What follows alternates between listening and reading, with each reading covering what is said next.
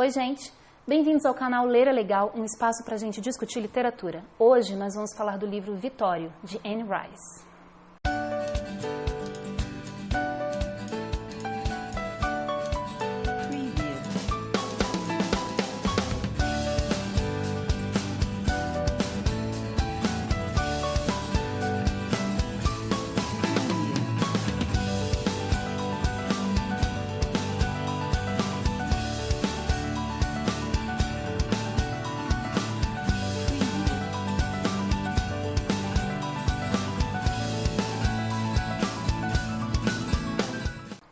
Anne Rice é uma escritora americana que nasceu em Nova Orleans em 1941.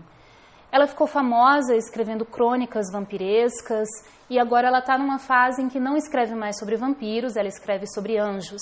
Ela fez muito sucesso com seu romance de estreia, Entrevista com o Vampiro, que ela publicou em 1976 e na década de 80 virou um filme que fez muito sucesso. Hoje nós vamos falar do livro Vitório, que ela publicou em 1999. Vitório foge um pouco da linha do Entrevista com o Vampiro. Ele mesmo, no primeiro capítulo, afirma que não conhece os vampiros de Nova Orleans, mas que foi desafiado por eles a contar a história sobre como ele se tornou um vampiro. Daí vira um livro de 150 páginas muito interessante, é um dos menores livros da Anne Rice, por isso eu resolvi começar por ele, para que vocês tenham oportunidade, com um livro curto, de conhecer o estilo de escrita da autora. Anne Rice, por uma jogada de marketing, ela afirma que ela, na verdade, não cria as histórias, que ela realmente conhece os vampiros, e que os vampiros é que escrevem os livros e passam para ela para que ela publique. É uma jogada de marketing muito comum na literatura contemporânea, quando os autores escrevem uma história, eles criam uma história que é totalmente fictícia, mas eles tentam fazer você acreditar que é uma história verdadeira. E isso dá muito certo, aumenta bastante as vendas quando é crível a história. No caso da Anne Rice, ela nem precisava disso. Quando publicou Entrevista com o Vampiro, ela já ganhou uma projeção mundial, que hoje ela já é uma autora aceita em vários países do mundo, e os livros dela de cara já vendem uma tiragem enorme. Vamos começar a falar do livro. Ele começa o livro se apresentando. Ele era o filho de um senhor feudal nos arredores de Florença, o filho mais velho, com 16 anos, por volta do ano de 1450, quando a família dele toda foi morta e ele foi transformado em vampiro. O objetivo do livro é contar exatamente essa origem do Vitório. Ele vivia num castelo feudal com a família, pais, 2 irmãos, vários tios e tias, e eles eram extremamente ricos. Uma noite qualquer, apareceu um mensageiro no castelo que se recusou a entrar e solicitou ser recebido pelo pai dele nos portões. O pai dele, meio contrariado, foi receber esse tal mensageiro e o Vitório conseguiu perceber que houve uma discussão. Aparentemente, o mensageiro tinha cobrado alguma coisa do pai dele que ele se recusava a pagar. Ele deu ordens para que os soldados expulsassem o mensageiro. E ficou muito claro no livro o quanto ele estava irritado e o quanto ele achava que era um abuso aquilo que o mensageiro estava pedindo. Que o Vitório, na verdade, não tinha ideia do que estava acontecendo. Mas o pai dele reforçou a guarda naquela noite em todo o castelo, levou toda a família para dormir dentro da igreja e parecia visivelmente preocupado. Mesmo assim, naquela noite, nada aconteceu. No dia seguinte, foram feitos vários preparativos para reforçar ainda mais a segurança do castelo. E o pai do Vitório escreveu várias cartas aos senhores de Florença solicitando ajuda. Cartas que o próprio Vitório deveria sair assim que o sol amanhecesse para levar para a cidade e voltar com reforço. Só que não houve tempo para fazer nada disso. Naquela mesma noite, houve um ataque. Um bando de vampiros atacou o castelo, matando todos que estavam pelo caminho. O pai do Vitório o obrigou a levar os irmãos para uma cripta que tinha embaixo do altar da igreja, falou para ele não sair de lá por motivo nenhum. Então, embaixo da cripta, ele ficou com os 2 irmãos menores, escutando os barulhos da batalha em cima, sem saber o que fazer. Eles achavam que estavam seguros ali, mas não estavam. Uma mulher conseguiu arrancar as pedras da cripta como se fossem de papel, entrou e pegou os 2 irmãos de Vitório. Ele saiu correndo para tentar salvar os irmãos, mas não houve tempo. Lá em cima, outros vampiros que também estavam dentro da capela acabaram matando os 2 irmãos dele. Mas quando eles iam matar o Vitório, uma vampira chamada Úrsula intercedeu por ele e não permitiu que os vampiros o matassem. Sendo assim, os vampiros foram embora e o Vitório foi o único sobrevivente daquela chacina. Quando recobrou as forças, ele conseguiu levar os corpos dos parentes mais próximos para a cripta se trocou e se preparou para a batalha. Ele queria vingança, ele queria vingar aquelas pessoas que destruíram completamente a família dele. Então, ao invés de ir para o sul, para Florença, para buscar ajuda, ele resolveu seguir para o norte, na direção que ele viu que os vampiros fugiram. Ele queria vingança, mas até aquele momento ele não sabia o que eram vampiros. Ele achava que aquelas criaturas eram demônios que tinham atacado o castelo dele. Ele se arrumou para a viagem, pegou um cavalo, as joias, o dinheiro que ele poderia carregar, e ele percebeu uma coisa interessante. Todo mundo que ficou estava morto, mas as crianças e os jovens não estavam lá, não tinham corpos de ninguém. Eles tinham sido sequestrados pelos vampiros. Ele sabia que mais ao norte ainda existia uma cidade, a cidade de Santa Madalena, e foi na esperança de encontrar um padre, contar a história do que tinha acontecido, para que esse padre o orientasse sobre como destruir os demônios. Já era de noite quando ele chegou na cidade de Santa Madalena. Ele procurou uma hospedaria e só queria dormir um pouco e comer. Só que durante a noite ele recebeu a visita da mesma vampira que tinha salvo a vida dele na noite anterior. Ela disse para ele que ele tinha que ir embora da cidade, que ela não poderia garantir a segurança dele por muito tempo. Apesar dele saber que ela era um dos demônios que tinha atacado a família dele e ele quisesse muito se vingar, ele já estava sentindo uma certa atração por ela. Por isso ele não conseguiu atacá-la quando ela foi falar com ele. No dia seguinte, ele saiu cedo procurando as igrejas da cidade. Acabou entrando numa igreja dominicana, onde tinha um padre jovem com quem ele pediu para se confessar. No confessionário, ele contou tudo o que tinha acontecido. E o padre, lógico, ficou completamente apavorado de ouvir aquela história. Ele foi chamar o seu superior, que ao invés de dar algum conselho para o Vitório, na verdade foi expulsá-lo da igreja, dizendo que ele não espalhasse essas notícias e que ele estava louco. O Vitório saiu da igreja atormentado, lógico, e estava convencido de que o padre sabia sim o que estava acontecendo e estava de conluio com esses demônios. Depois disso ele voltou para a hospedaria onde ele tinha passado a noite para almoçar e foi aí que ele foi abordado por um padre franciscano, junto com um senhor de mais idade. Eles sentaram na mesa para conversar com o Vitório e foi aí que esclareceram algumas coisas. Eles enfatizaram muito que a cidade era muito próspera, que não tinha nenhum bandido, que ninguém ficava gravemente doente e se ficasse, essa pessoa era levada para outra cidade para se tratar e nunca mais voltava. Ele explicava que, embora muitos bebês não sobrevivessem as primeiras semanas, ainda assim os que sobreviviam eram muito saudáveis. E acabava que as famílias da cidade eram sempre muito pequenas, com 2, 3 filhos no máximo. Mas eles avisaram que a cidade não tinha nada para oferecer ao Vitório e pediram que ele fosse embora o quanto antes, mas sempre frisando que ele tinha que ir embora para o sul, em direção a Florença, e nunca ir para o norte. Logicamente, o Vitório começou a desconfiar e começou a investigar sobre essa tal estrada para o norte. Algumas pessoas diziam que era cheia de bandidos, outros diziam que nem sequer existia uma cidade para o norte, e o Vitório começou a desconfiar que, na verdade, todo mundo naquela cidade estava meio que combinado para proteger esses tais demônios que ele estava correndo atrás. Durante seus passeios pela cidade, ele acabou avistando uma torre de vigia que tinha na fronteira norte da cidade e foi para lá para tentar observar o que tinha no norte. Depois que escureceu, ele viu ao longe, numa montanha, luzes de um castelo. Então ele imaginou que ali é onde se escondiam os vampiros. Ele ficou observando, tentando ver se conseguia definir alguma coisa na visão, quando ele avistou um bando de pássaros voando do castelo em direção à cidade. Quando esses pássaros chegaram perto da cidade, eles se transformaram nos vampiros que invadiam as ruas. Um dos vampiros localizou o Vitório. Ele colocou ele dentro de um saco e levou voando para o outro castelo. Durante o voo, o Vitório conseguiu golpear esse vampiro várias vezes com uma adaga que ele tinha escondida, ao ponto de causar dor suficiente para o vampiro cair com ele no chão. O vampiro estava furioso por ter sido ferido pelo Vitório, mas ele estava tão cego de vingança que não parou de esfaquear em nenhum momento, até que ele teve a oportunidade de pegar a sua espada e decapitou. Os outros vampiros se aproximaram e já estavam prontos para matar o Vitório quando a Úrsula de novo apareceu e interveio. Ela disse que ele precisava ser levado ao chefe dos vampiros e não simplesmente morto ali na hora. Então ele foi levado à presença do Florian, que era o líder dos vampiros. Esses vampiros eram um grupo que estava unido há mais de 200 anos e se auto-intitulavam a Corte do Graal Rubi. Úrsula implorou a Florian pela vida de Vitório, alegando que como ele era humano e tinha conseguido matar um vampiro, ele era um guerreiro que merecia o dom da vida eterna. O Florian chegou a considerar o desejo da Úrsula, mas o Vittorio não aceitou isso. Quando ele percebeu o que ela estava pedindo, ele começou a amaldiçoar todos eles e jurar vingança e dizer o quanto ele não ia descansar enquanto todos eles não estivessem mortos. Diante de toda essa recusa, todos esses desaforos e ameaças de vingança, eles decidiram mandar Vittorio para a masmorra. A masmorra era um lugar onde eles mantinham as suas vítimas até que chegasse a hora delas serem sacrificadas, digamos assim. E isso deu a Úrsula um pouco mais de tempo para tentar convencer os líderes a transformar o Vittorio em vampiro. Na masmorra, o Vittorio ficou por uns 2 dias convivendo com as pessoas que estavam lá e foi aí que ele percebeu onde é que iam parar todos os doentes e todos os velhos da cidade. Eles eram entregues aos vampiros para servir de alimento. A masmorra era um lugar grande, cercado por paredes altíssimas que eram impossíveis de escalar.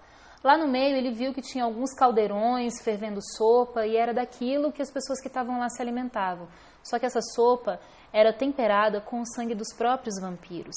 Era isso que fazia com que os doentes melhorassem para depois serem sacrificados. O Vittorio obviamente se recusou a tomar aquilo, mas ele foi forçado. E depois que tomou, aquilo fez um mal tão grande para ele que ele acabou vomitando tudo e dormindo por ali mesmo. Ele foi despertado por um vampiro que queria tirar ele da masmorra porque a hora dele já tinha chegado. Ele foi levado a um lugar onde ele foi lavado e vestido para participar de uma cerimônia que eles faziam todas as noites, em que tinha os sacrifícios para os vampiros se alimentarem.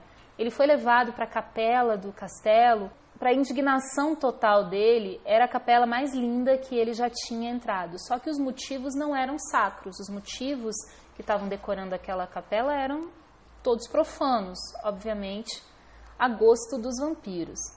E ele acabou naquela noite presenciando como era a cerimônia deles para se alimentarem. Ele ficou esperando a vez dele, achando que ele também ia ser uma vítima a ser sacrificada, mas, por intercessão da Úrsula, não foi isso que aconteceu. O Florian não aceitou transformar o Vittorio num vampiro, depois de todo o desprezo que o Vittorio tinha mostrado por eles e todo o desejo de vingança, mas ele resolveu bani-lo. Florian achava que, uma vez tendo provado da sopa com o sangue de vampiro e não tendo mais a possibilidade de tomar essa sopa, o Vittorio ia enlouquecer. Então ele simplesmente o baniu para que ele ficasse como um louco vagando pelo mundo. O Vittorio desmaiou e quando ele acordou, ele estava no meio de uma praça pública em Florença, muito distante do castelo dos vampiros. Quando acordou, ele estava totalmente desnorteado. Ele acabou sendo socorrido por 2 moradores de boa vontade, que viram que ele estava bem vestido, logo deduziram que ele deveria ser um rapaz rico e resolveram ajudá-lo levando ele para casa. Mas ele não conseguia dizer onde ele morava. A única coisa que ele lembrava naquele momento de Florença era do seu pintor preferido, o Fra Filippo. Então ele ficou dizendo Fra Filippo para aqueles homens e eles entenderam que era para levar o Vittorio para lá. E começaram a levar o Vittorio para a casa desse pintor. No caminho, já quase chegando na casa desse pintor, quando eles perceberam que o Vittorio estava muito fraco e resolveram que iam levá-lo para o mosteiro, onde ele receberia atendimento médico e poderia ser tratado. O Vittorio não queria, ele queria de verdade ir para a casa desse pintor, porque era a única referência que ele tinha no momento. Quando ele já estava de frente à porta da casa desse pintor, ele avistou 2 homens conversando, 2 homens que ele reconheceu pelas feições que eram os mesmos homens que estavam retratados nos quadros do pintor como anjos. E ele começou a falar com esses homens e esses homens respondiam para ele. A verdade é que os 2 eram os anjos da guarda do Fra Filippo e por isso eles eram retratados em todas as obras dele. E eles não conseguiam entender como o Vittorio conseguia vê-los, porque os humanos não tinham o poder de enxergar ou falar com os anjos. O Vittorio ficou maravilhado ao ver os anjos e viu ali a esperança dele retornar. Então ele ficou histérico, gritava para os anjos que não era para abandoná-lo. E os anjos acabaram seguindo o Vittorio só para dar para ele um pouquinho mais de tranquilidade. Um contrariado, mas ainda assim eles foram. Então eles convenceram o Vittorio a deixar que aqueles homens que estavam ajudando ele os levassem para o mosteiro, onde ele realmente ia receber cuidados, e prometeram que iam estar com ele quando ele chegasse lá. Os 2 homens que estavam ajudando o Vittorio, vendo ele ter aquela discussão, conversar com o ar, se convenceram mais ainda de que ele não estava bem, que ele estava ficando louco, e levaram ele para o mosteiro. Quando chegou no mosteiro, ele foi recebido pelos monges e começou a receber o tratamento para melhorar. Mas ele não conseguia comer nada. A água era salobra, a comida não tinha gosto e qualquer coisa que ele tentasse comer ele acabava vomitando. O corpo dele estava envenenado para as comidas normais. O processo de desintoxicação era mais lento do que ele esperava. Além do que ele ficou com uma sensibilidade enorme à luz e mal conseguia enxergar durante o dia. Os anjos da guarda do Frá Filipe, que tinham acompanhado o Vitório até o mosteiro, eram o Ramiel e o Ceteus. Eles ficaram um pouco mais com o Vitório porque ele estava delirando muito e a presença deles ali estava ajudando ele a se acalmar. O governante da cidade, que era amigo do pai do Vitório, mandou seus empregados até o mosteiro para ver como ele estava e tomar todas as providências para que ele recebesse o melhor tratamento. Sabendo do que aconteceu com a família dele, mandou que essas pessoas fossem até o castelo também para sepultar todos os mortos e recolher toda a riqueza do Vitório e levar para Florença, porque agora ele era o único membro da família dele que ainda estava vivo. Todo mundo em Florença estava pensando que o assassinato da família do Vitório, na verdade, tinha sido obra de mercenários. Ninguém fazia ideia do que realmente tinha acontecido lá. Com o passar dos dias, o Vitório começou a se sentir melhor com o tratamento que ele estava recebendo no mosteiro, embora ele ainda não conseguisse comer ou beber nada. Mas ele começou a estudar os livros na biblioteca do mosteiro, pesquisando sobre demônios e vampiros para tentar encontrar um jeito de matá-los. Ele ainda não tinha se demovido dessa ideia de vingança. À noite, enquanto ele estava na biblioteca, os anjos reapareceram para ele e veio junto um terceiro anjo, que era o chefe deles, o Mastema. Eles estavam tentando entender o que tinha acontecido com o Vitório. O Vitório explicou tudo de novo ao Mastema e perguntou se eles podiam ajudá-lo a matar esses vampiros. Os anjos explicaram que eles mesmos não podiam matar os vampiros porque eles não tinham recebido ordens para isso. Eles até poderiam ajudar o Vitório, mas toda a ação tinha que ser feita por ele. O Vitório, obviamente, aceitou essa ajuda e antes que o dia amanhecesse, ele já estava pronto para partir com os anjos. Os anjos transportaram o Vitório de volta ao castelo dos vampiros assim que o sol nasceu. No castelo, os vampiros também se escondiam numa cripta que ficava embaixo do altar da igreja. Ela era fechada por uma pedra muito pesada que os anjos removeram para ele. Então ele entrou na cripta e começou a decapitar os vampiros um por um. Ele cortava as cabeças e jogava a cabeça para o lado de fora da cripta, onde a luz do sol pudesse pegar nelas. Lá dentro tinha mais de 40 vampiros. Vitório matou todos eles, mas quando chegou a vez da Úrsula, ele não teve coragem. Então rolou um impasse entre Vitório e os anjos. Os anjos queriam que ele matasse todos os vampiros, mas ele não conseguia matar a Úrsula porque ele já estava apaixonado por ela. Ele se iludiu, dizendo na verdade que ele podia convencer a Úrsula a se arrepender dos seus pecados, se confessar, e aí sim ele a mataria, porque aí a alma dela não iria para o inferno. Mas os anjos perceberam que isso não ia acontecer. Com a negativa de Vitório, e sendo que os anjos não podiam obrigá-lo a fazer o que ele não queria, eles simplesmente foram embora e abandonaram o Vitório lá. Quando o sol se pôs e a Úrsula acordou, ela ficou satisfeitíssima de ver o que o Vitório tinha feito. Ele disse para ela que não o tinha matado porque ele não queria que a alma dela fosse para o inferno e que ela teria que se redimir primeiro. Então ela deu uma enganada, jogou uma conversa nele, dizendo que ele teria que sugar o sangue dela para tirar toda a maldade de dentro dela, para depois matá-la. Mas antes de sugar o sangue dela, ela teria que abrir espaço sugando o sangue dele. E assim o Vitório, sem saber o que estava fazendo, cumpriu todo o ritual para ser transformado em um vampiro. Quando ele percebeu que tinha sido transformado, lógico, ele ficou furioso. Tentou matar a Úrsula, mas aí ela fugiu dele, já não conseguiu. E ela explicou para ele que estava apaixonada e que tinha feito aquilo por amor. Bem clichê. Mas colou, ele acreditou. Ele e a Úrsula abandonaram o castelo e foram procurar uma caverna para passar o dia e se proteger da luz do sol. Durante os próximos 15 dias, eles aterrorizaram a cidade de Santa Madalena. Na verdade, tanto o Vitório quanto a Úrsula queriam se vingar daquelas pessoas que tinham aceitado fazer um pacto com os vampiros e entregar alguns dos moradores em troca de proteção. A cidade, em 15 dias, já estava completamente deserta. Quem não tinha fugido tinha sido morto. Até que só restaram 2 pessoas na cidade. Aqueles 2 homens que tinham ido conversar com o Vitório na taverna. O Vitório foi até eles, mas ele não tinha intenção de matá-los. Na verdade, ele queria conversar com eles.